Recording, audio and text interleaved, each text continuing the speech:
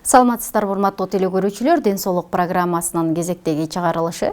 Бул жолу биз бөйрөктөгү таштар, деги эле бөйрөккө таш кайсы учурда кантип пайда болот, ал пайда болгондо эмне кылышыбыз керек, андан кантип коргонушубуз керек айтып беребиз. Андыктан бизден алыстабай туруңуздар, деги эле бөйрөк ооруларына дагы токтолуп өтөбүз. Ал эми студиябызга келген коногубуз менен тааныштыра кетсек, Касымбек Орозалиев, уролог. Саламатсызбы? Кош келипсиз. Алгач эле ушул бүгүнкү күндөгү абал боюнча айтсаңыз, бөйрөк оорулары өткөн жылдарга салыштырмалуу көбөйдүбү, азайдыбы? Биздин элибизде азыр бөйрөк таш оорулары, бөйрөктө оорулар аябай көбөйүп атат күндөн күнгө. Бул жеген тамак ашка жана ичкен сууга байланыштуу болуп атат. Күндөн күнгө текшерип атабыз, дарылап атабыз, бирок дагы деле көбөйүп атат. Эмне себептен көбөйөт ошондо? Кандай катачылыктарды кетирип жатат дегендей? Бизде постоянно проточный вода деп коет да. Постоянно проточный вода деген дайым келүүчү суунун тартыштыгы. Андан кийин бизде Кыргызстан мамлекети биз дарыяларга байбыз, биз эң таза сууларды ичебиз деп элестетет экенбиз, бирок бүт ошо дарыялардын сууларыны текшерип көргөндө, химиялык составын текшерип көргөндө, анын ичинде аябай бүт Менделеевдин системасындагыдай темир, алтын, күмүш, бүт микроэлементтер көп экен дагы. Ошол микроэлементтер ичкен суубузда жесткий вода экен биздеги сууларчы. Жесткий вода болгон үчүн ичкенибизде ошол ичкен суубузга дагы байланыштуу таш көп пайда болот экен да бөйрөктө. Ошондо бөйрөктө таш пайда болгонун биз дарыгерге чейин биле алабызбы? Өзү өнүккөн мамлекеттерде ар 6 ай сайын текшерүүгө барып, медосмотр деп коет, текшерүүгө барышып, 6 ай сайын, 1 жыл сайын текшерүүдөн өтүп, аларда эл иштейт экен, эл иштеген айлыгынан мамлекет кармап калат экен, ошону бесплатный медосмотр өтөт экен да. Биздин элибиз качан ооруп калганда, качан приступ берип, уже болбой калганда кайрылышат да тилекке каршы. Ошону алдын ала текшертсе, андай кабылоосуна жеткизбей дарыласа болот да. Мисалы, кайсыдыр бир ооруга кабыла турган болсок, анын белгилери болот да. Ошол сыңар эле бөйрөккө таштын пайда болуп атканын биз кантип билсек болот? Бөйрөккө таш пайда болуп аткан чоң адам болсо, ал бөйрөк тушун кармап, өзү кармап, ошо жерим ооруп атат деп бөйрөк тушун кармап калат. Бөйрөк ооруганынан элеби? Ооругандан көбүнчө ооруганынан билет, ага чейин билбейт. Андан кийин заара кылганда, ошо зааранын түсү кызылга өзгөрүп калышы мүмкүн, же ичинде микроэлементтер, туздар чыгып калышы мүмкүн, ошондон байкап калса болот. Анан бөйрөк тушунда оору пайда болот. Жаш балдарда болсо, кичине башкачараак экен. Жаш балдарда көбүнчө бизге ушу дарыгерлер кайрылганда мындай ичим катуу болот, ичим деп ооруп, анан аны доктурларга алып барса, текшерсе, эгерде дасыкканыраак текшерүү болсо билинип калат экен, дасыкканыраак текшерүү болбосо, анын ичинде курту бар экен деп эле дарылап жүрүшөт экен да. Андан жүрүп, анан акырында уже болбой калганда уже өтүшүп кеткен формасы менен келишип атат да ооруларчы. Демек жаш балдарда ичинин ооруганы бул белги болушу мүмкүн. Ооба. Негизи баягы биз бөйрөккө таш туруптур десе, жылдар бою туздуу нерселерди жегенибиз, туздалган нерсени жегенден улам деп айтабыз. Анан жаш балдарда деле бөйрөккө таш туруп калабы? Ошондо эң жашы канча жаштагылар кайрылат мисалы сиздерге? Бул аябай бүгүнкү күндө көйгөйлүү маселе болуп атат. Бул жаш балдарда, эми эле төрөлгөн балдарда, же 1 жашар, же 6 айлык балдарда бөйрөктө таштын пайда болушу кайдан пайда болот? Алар пока диета сактабаса, тамак ашты деле жыргатып жебесе деген маселени тууралганда, мында бул эненин түйүлдүгүндө, бала эненин түйүлдүгүндө болуп жүргөндө, эненин туура эмес тамактануусу, телефонду көп колдонгондугу, туздуу тамактарды көп жеген, эне да көп жеши мүмкүн да. Эне көп жеп, эненин ичинде балада зат алмашуусу болуп туруп, бала төрөлгөндө уже балада дагы пайда болуп калышы мүмкүн экен да. Туулган эле балада да пайда болуп калышы мүмкүн. 2 айлык, эң кичинекей биздин практикада 2 айлык, 3 айлык жаш балдарда көрдүм таштардычы. Анан чоңдордо эми жеген тамагына, ичкен суусуна байланыштуу. Жаш балдарда ошол эненин ичиндеги климатический фактор деп коет, бизде экзогенный, эндогенный фактор деп коет. Биз мына Ош, Жалал Абад, Баткен областы бул климат жактан, күндүн ысыктыгы жагынан биз эндемический зонага киребиз да, ошо бөйрөктө таш оорулары боюнчачы. Анан мисалы кээде айтып каласыздар го, өтүшүп кеткен депчи, же болбосо башталышы деп, ар бир эле оорунун өзү жаңыдан башталганда барса, аны дарылоо оңой дегендей. Жаңы башталганда дарылоо канчалык жеңил болот, анан өтүшүп кеткенде кандай болот? Мына бөйрөктөгү таш оорулары жана заара чыгаруучу жолдордо таш ооруларын текшергенде кээде таштар обтекаемый деп коет. Таш эгерде саара жолунан туруп калган болсо, эгер жанынан саара өтүп аткан болсо, акырындап кээде өтүп, кээде өтпөй, кээде өтүп, кээде өтпөй турган болсо, анда көп УЗИлерде жаңылыштык кылып жок экен, жакшы эле экенсиз, таза экенсиз деп жүрүшө берет да. Бөйрөгүнөн чыгып, жолго чыгып, мочеточникке туруп калган болсо, саара түчөсүнө таш бөйрөктө болсо жакшы көрүнөт, табасында болсо жакшы көрүнөт. А ортодо түтүкчөдө болсо, аны дасыккан гана УЗИ акырын шашпастан көрүп таап албаса, табыш кыйын анычы. Аны только томография табат. Томографияга тартсаң чыгат, бирок томографияга бардык эле оорулар, келген оорулар ынай бербейт, макул боло бербейт агачы. Сен келген оору томография сала бересиң, томографиянын да зыяны бар да, ал нур да дешип чөчүшө берет. УЗИден коркпойт биздин элибиз. УЗИге канча жолу болсо түшө берет, 3 жолу, 4 жолу, 5 жолго чейин түшө берет, бирок томографиядан текшергенде ошону азыркы күндө көптөгөн таштарды биз томография менен таап атабыз. Негизи бөйрөккө турган таштын баарын эле жок кыла алабы? Азыркы учурда Азыркы учурда бөйрөктөгү таштарды дарылоодо көп методдор бар. Бул дистанционный литотрипсия, лазерное давление, лапароскопиялык жол менен, кичинекей көзөнөкчөнүн жардамы алган жолу менен, анан мурдагы эле эски биздин ата бабабыз колдонуп келген традиционный кесип алган, таштарды кесип алган жолдору бар. Бирок азыркы күндө эң жакшы жолу бул перкутанная хирургия деп коет. Кеспестен ушу бир кичинекей көзөнөкчөнүн жардамына бөйрөк тушунан кирип таштарды алып салса, ошону оору курч элек мезгилде, приступ көп катуу бир элек мезгилде алса, аябай оорулууга жеңил болот, и бат айыгат. Сиз жана жакшы суроо бердиңиз, өтүшүп кеткен формасында болсо, анда дене табы көтөрүлөт, 38-39 температура көтөрүлөт, кан, анан заара анализден текшерсең, бүт признаки воспаления, шамалдаштын белгилери көбөйүп кеткен мезгилде, анда бөйрөк ириңдеп кеткен болушу мүмкүн. Анда бөйрөк тушунан нефростома деп коет, түтүкчө шланга коюлат да бөйрөккө. 15 күн, 20 күн ошол шлангасы менен жүрүп келишет олар. Кирип анан ошондо толук, эгер ошондо дагы микроб тазаланган болсо, анан ташталасың да. Сразу эле кирип ташталса мүмкүн эмес, дене табы көтөрүлүп турган ооруда, бөйрөк ириңдеп турган ооруда таштын алып берген болсоң, рисковать этип, анда денеге ушу ириң таркап кетиши мүмкүн дагы, бактерия. Бөйрөккө дагы ириң пайда болобу? Кандай учурларда ошондо? Ошо таш саара жолун тосуп калган болсо, саара чыга албайт да.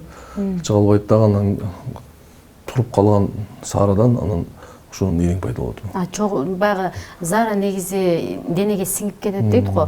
Ошондо ириң пайда болуп калат. Туруп саара жол чыгайын десе, жол жабык. Оору берет. Оору бергенде кээ бирки биздин мына тилекке каршы мына Жалал Абад, Ош, Баткен элибиз мына сабырдуураак эл болобуз да. Ооруга чыдамдуу. Ооруга чыдамдуу, мисалы талаада иштеп жүргөн болсо, үйдөгү иштер менен, жумуштар менен жүргөн болсо, качан болбой калгандан барат да ооруканага. Бул ушунча кичине урган болсо, кичине жатып коюп, кайра дагы иштеп ушундай жүрүшө бергенге аябай биздин элибиз ушундай да. Анын мисалы бөйрөктөн баягы таш турбаганын биз биле албайт экенбиз, бирок бөйрөгүм ортодо шамалдап калдым окшойт деген нерсе бар да бизде көбүнчө. Анан күн сууп кетсе, оорусам, күн суук болгону үчүн оорутат деген нерсе бар. Анан мисалы бир желим бөтөлкөгө ысык сууну коюп туруп, бөйрөккө коюп жаткандар бар, бул жакшы болот дегендей. Булардын негизи пайдасы барбы? Негизи эле бөйрөгүбүз ооруганда ысыктыкты басуу. Биринчи өзү бөйрөктү оорuganda барып общеанализ край, общеанализ мочи деп коет. Кан заара анализдерин тапшырып, УЗИден өтүп, текшерилсе, эгерде таш жок болсо, эгерде бөйрөктө коркунучтуу оору жок болсо, бөйрөк жылуулукту жакшы көрөт өзү. Ысык койсоң жакшы кое берет оорудунчу. Эгерде таш болгон болсо, анда мүмкүн эмес андай кылгангачы, ооруну күчөтүп бересиң, процессти күчөтүп, кайра кийинки стадиясын өткөрүп бериши мүмкүн да. Көпчүлүгүбүз айрым учурда кайдыгер мамиле жасап койсок, айрым учурда ооруганыбызды сезбей жылдар бою жүрө беришибиз мүмкүн экен. Бирок барыңыздар көрүп тургандай эле биз жеген азыктарыбыз же болбосо ушундай өзүбүз билбеген учурда оорубузду курчутуп алышыбыз мүмкүн. Ал эми оору курчугандан кийин башка денелерге дагы зыяны тийип калышы мүмкүн. Андыктан оорунун алдын алуу үчүн сөзсүз түрдө оору жөнүндө алгач маалыматыңыз болуш керек. Ал эми ден соолук программасы түрдүү оорулар боюнча сиздерге маалымат берип келет. Бул жолу дагы бир жолу эсиңиздерге сала кетели, бөйрөккө турган таш боюнча маалымат берип жатабыз. Негизи баягы таштын көлөмү дагы болобу? Бөйрөктөгү таштын көлөмү кандай болот? Кандай ташты алуу оңой, кандай учурда алуу кыйын болуп калат сиздерге? Бөйрөктө таштар химиялык составына жараша оксалатный, фосфатный, уратный, карбонатный, цистиновый камни болуп бөлүнөт. Химиялык составына жараша. Булардын кичинекей размеринде болгондо пока алыш оңой болот.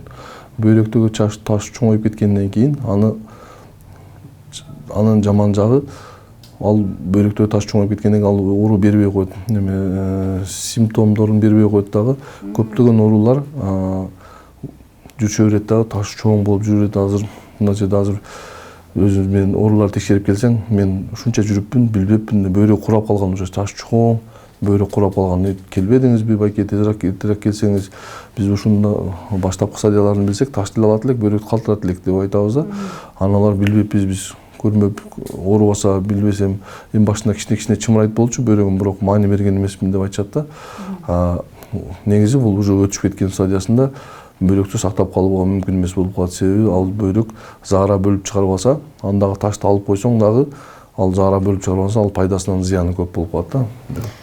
Демек, бөйрөккө таш пайда болгондо бөйрөк курап да калабы? Ооба. Ошол чоң таш болсо. Чоң таш болсо. Канча убакта чоң таш болуп калат ошондо? Минимум 2 жыл же 3 жыл убакыт өтөт ошол пайда болгондочу. Сразу эле бөйрөктө таш болуп эле сразу курап калбайт, 1-2 ай деле курап калбайт. Себеби организм ушундай жараткан, Алла Таалам ушундай жараткан, өтө жакшы инсанга бүт жакшы нерселер жараткан да. Эки бөйрөктү эмнеге экөөнү жараткан? Бирөөсү кабыргаса, бирөөсү ооруна жардам берип турсун деп жараткан. Оорулуу өзүнүн признактарын бергенде кайрылыш керек деп, көрүнүш керек, текшерилиш керек. Тилекке каршы ушул өтүшүп кетет да кээ бир формалар. Минтип айтып коет экен да, бөйрөккө таш пайда болуусунун себептеринин бири бул бөйрөктүн ылдый түшүшү деп коет экен. Бул кандай бөйрөктүн ылдый түшүшү? Нефроптоз деген диагноз бар. Ал адам семирип туруп, вес алып туруп, анан баты артап кеткенде дагы нефроптоз деген оору бар. Анан врожденный тазовый дистопия деген оорулар бар. Бөйрөк өзү поясничная область деп коет, ошо бөйрөк поясничный областта жайланышат. Кээ бир адамдарда тубаса бөйрөк жамбаш чарасынын ичинде болуп калышы мүмкүн, көкүрөк көңдөйүнүн ичинде болуп калышы мүмкүн, ылдыйракта болуп калышы мүмкүн. Көбүнчө ошол таза бири-бирине өсүп калган бөйрөктөр бар. Такасмал бөйрөк, S-образный, L-образный деген тубаса бөйрөктөр бар. Ошондой бөйрөктөрдө таш батыраак пайда болот. Шамалдаштар батыраак пайда болот. Неге дегенде аларда саара бөлүп пайда болуп чыккандан кийин бөлүп чыгаруу жолдору башкачараак дагы сааранын чыгып кетиши. Кичине саара туруп калды дегиче эле ошол жерде микроб пайда болот. Микроб пайда болгондон кийин ал жерде өзүнүн симптомдорун берет дагы, шамалдаш тез жөнүп кетет да. Ал эми бөйрөктөгү таштардын түрлөрү болот экен, мисалы урат таштары деп дагы айтылат экен. Ошол түрлөрү боюнча бирден токтолуп кетпейсизби? Кандай айырмалары болот? Ал ошондо мисалы урат ташы деген бул эмнеден пайда болот? Же баары эле бир нерседен пайда болот, бирок бөлүктөргө бөлүнөбү? Уратный таштар булар көбүнчө түсү кара түстө болот. Булар көбүрөөк этти көп жеген адамдарда пайда болот. Кээ бир адамдар биздин айрыкча түштүк региону Ошчал Абад Баткен, анан Ысык-Көлдөн Каракол жактарда этти аябай нарында көп жешет да. Негизи ошол эт, сүт азыктарын көп жегендерде дагы бөйрөктө таш пайда болот деп айтылган экен. Ошол этти көп жегенден пайда болот уратный таштар. Оксалатный таштар деп коет, булар сары түстө болот. Булар көбүрөөк салат жегенде, сабиз салат, башка салаттын түрлөрүн, көбүрөөк салаттын түрлөрүн жегенде пайда болот. Азыркы күндө бирок гибридный таштар көп болот. Бир түрлүү эмес, ачсаң биз операция кылып көргөндө ташты көрөбүз да, түсүн карасаң, сыртын карасаң кара болот, ичин ачсаң сары болот, ортосун ачсаң ак болот. Бул уже смешанный таштар. Анын составында уратный да бар, фосфатный да бар, оксалатный да бар, гибридный таштар. Сиз жогоруда айтып атпайсызбы, мисалы этти көп жегенден дагы пайда болот депчи. Ошондо биз этти кууруп жегенибиз үчүн бөйрөктө таштар көп болуп жатабы, же ошол кандай түрүн жесек дагы эттен бөйрөктө таш пайда болобу? Негизи өзү ушул көп кууруп жеген зыян да. Аны чала куруп жеш керек да. Чала куруп, анан сууга пышыш керек көбүрөөкчү. Анан көбүрөөк ушул тамак жегенден кийин биз бир күндө 2 литрден 2,5 литрге чейин суу ичишибиз керек. Ал рационду ичкенде да таза суу ичиш керек. Бүт мына фильтрден азыр жаңы методдор чыкты. Ошо фильтрден чыккан суулар анын жумшак болуш керек экен да. Жана жогоруда айтып кеткендей, биздин суулар тилекке каршы дарыядан аккан суулар булар жесткий вода экен да. Жесткий воданын ичинде микроэлементтер аябай көп да. Дал ушул мисалы аккан суу биздин үйүбүздө деле крандан чыгып атат таза суу деген менен мына ошол суулардан дагы баягы организм булганып калышы мүмкүн деп айтылат. Анан ошол сууларыбызда дагы таштар болушу мүмкүнбү эгерде кайнатпастан чийки иче турган болсок? Крандагы сууларыбызда. Бизде жүргүзүп көрдүк да, ушул жүргүзүп көргөнүбүздө ошо крандан алынган сууду көрдүк, анан дарыядан алынган сууду экөөнү текшерип көргөндө экөөнүндө тең микроэлементтер көп чыкты бизде негизичи. Анан биз ошол эле сууду кайнатып текшерип көрдүк. Кайнатып көргөндө деле ал ичиндеги микроэлементтер чыгып кетпейт экен алчы. Өлбөйт экен, бизде кайнатып ичсең болду дейт. Кайнатып ичсең тамагың эле оорубайт, а так зыяны ошол бөйрөккө ичип көргөндө ошо фильтрленген сууларда бүт ошо баягы жесткий ичиндеги микроэлементтерди алып калат экен да ал жердечи. Мягкий вода болуш керек экен, жумшак суу болуш керек экен да. Буга чейин мисалы бөйрөктөгү ташты алууда бир гана кесүү жолу менен алынып келген да. Анан азыркы учурда ошо оңой ыкмалар пайда болуп калды деп жатат. Сиздердин тажрыйбаңыздарда негизи эле бүгүнкү күндө ошол бөйрөктөгү ташты алдырууда кандай жеңилдиктер бар? Азыркы күндө бөйрөктөгү таш аныкталгандан кийин дарылоонун 3-4 ыкмасы бар. Биринчиси бул дистанционный литотрипсия деп коет. Ташты ультразвук үндөөр аркылуу майдалоо. Кийинкиси перкутанная хирургия деп коет. Ал кеспестен туруп ошо бөйрөк тушунан кичинекей көзөнөкчөнүн жардамына кирип туруп лазер аркылуу алынат. Үчүнчүсү лапароскопиялык жол менен 3 кичинекей көзөнөкчөнүн жардамы менен алынат. Анан төртүнчүсү биздин эски колдонуп келген кесип алуу операциясы. Бирок бул бөйрөктөгү таш оорулары бул зат алмашуу бузулгандан келип чыгат да. Зат алмашуу бузулгандан келип чыккандан кийин бөйрөктөгү ташты алып коюу менен биз бөйрөктү дарылай бердик дегенге жатпайт булчу. Муну профилактика деп коет, анан метафилактика деп коет. Ошо менен заниматься этип, оорулууду көп 2 жыл 3 жылга чейин көзөмөлдөп карасак анан кутула алышыбыз мүмкүн бул ооруданчы. Мен ошол 2005-2007 жылы Ош шаарынын областы бириккенде ооруканада урология бөлүмүндө ординатура өтүп өткөн мезгилинде 4 жол операция болгон больной көрдүм. Жылына бирден 4 жол операция уже жадап калып туруп операцияданчы. Байке эмне болдуңуз деп сурасам, жылына операция болмок. Алдырам, кайра пайда болуп калат. Алдырам, кайра пайда болуп калат. Ошол нерсени сурайын дегенмин да, негизи операция кылдыргандан кийин бөйрөктөгү таштардан биротоло кутула алабызбы биз негизи? Ошону бул зат алмашуу бузулгандан келип чыккан үчүн мындан кутула албайт экенбиз. Мындан кутулуш үчүн ошол дарыгердин көзөмөлүндө профилактика, анан метафилактика деп. Метафилактика дегени ошол ооруну көзөмөлдөп 1 жыл, 2 жылга чейин ошол өзүнүн ошол кайсы таш химиялык составын аныктап туруп, уратын таштарга башкача диета, фосфаттын таштарга башкача диета, оксалаттын таштарга башкача диетасын сактап, ошо сууларды ичип, фильтр сууларды ичип жүрсөк анан кутулса болот экен. Биз негизи мына ошол таштардан кутулуу үчүн атайын кайнатылган тамактарды гана айтабыз да. Демек, ар бир таштын түрүнө карап өзгөчө диеталар жазылып берилет. Мисал катары айтып кетпейли, мисалы уратный дегениңизге кандай диета сунушталынат? Уратын таштарга этти азайтабыз. Толук жок кылыш кыйын, себеби биздин күнүлүк турмушубузда тойлор бар, паталар бар. Бүт турмушубуз биздин ушу этке көбүрөөк байланышкан, бирок ошол оорулууга жакшы кылып түшүндүрсөң, сенин зат алмашууң бузулгандан келип чыкты таш оорусу. Ошону сен этти азайтсаң, сенде таш оорулары азайышы мүмкүн деп оорулууга жакшы түшүндүрсөң, оорулууга жакшы жеткенде оорулуу өзүнө өзү күйөт да. Ошону көбүрөөк салаттарды жеп, сууду көбүрөөк ичип, таза фильтрленген сууларды көп ичип, анан сүзмөнүн суусу бүт өзүнүн ошо биз айткан дармектерди ичип, анан ошо тамактарды жеп жүрсө, мисалы уратын таштар уже пайда болбой калат да. Сизге ыраазычылык билдирели, анан кийин көрүп отурган көрүүчүлөрүбүз үчүн дарыгер катары бөйрөктө таштын пайда болбошу үчүн өзүңүздүн кыскача кеңешиңизди айта кетсеңиз. Ар 6 ай сайын убагында УЗИге түшүп, зара анализ тапшырып, өзүңүздү текшерип туруңуздар. Азыркы күндө эң заманбап ташты дарылоочу, заманбап перкутанная хирургия кеспей туруп лазер менен дарылоочу аппараттар чыккан. Ошол аппараттар менен бөйрөктөгү таштарды кайсы жерине жайланышпасын кеспестен туруп лазер менен алса болот. Чоң рахмат сизге, урматтуу телекөрүүчүлөр. Ушуну менен бизге бөлүнгөн убакыт аягына чыкты. Ар дүйшөмбү бизди күзөтүп барыңыз, анткени түрдүү оорулар боюнча